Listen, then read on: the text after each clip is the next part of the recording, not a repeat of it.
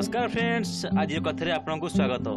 आज मुझे आपको जनइबी बेल एवं बेलपत्र उपकारिता विषय जहाँकि आपण दैनंदिन जीवन को सुखमय कर मैंने जानी साधारणतः भगवान श्री देव महादेव को प्रसन्न करने लगी आम शिवलिंग बेलपत्र को चढ़ाई था।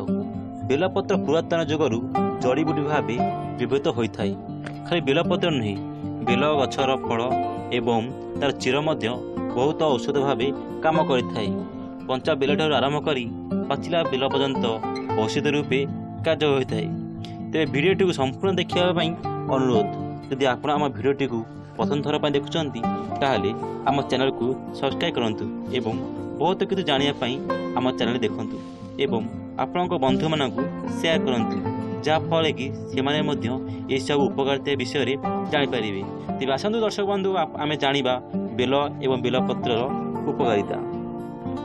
कसी बेलपत्र को चोबाई खाइले क्षुधा बढ़ी था। बेल सहित गोलमरीच गुंड बाटी खाइले पेटरू कुर्मी और वायुदोष कटि थाए। कसी बेल को काटी सुखाई गुंड कर रखिए।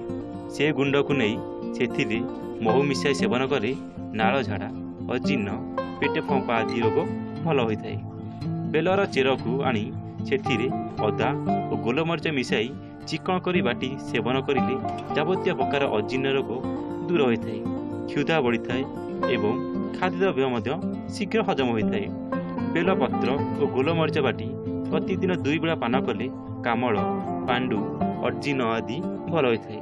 पाचिला बेल को पणा कर पीले मन को तृप्ति जन्मे। एथुरु जानिले जे बेल गछर पत्र फल और तार किसी आश्चर्यजनक उपकारिता।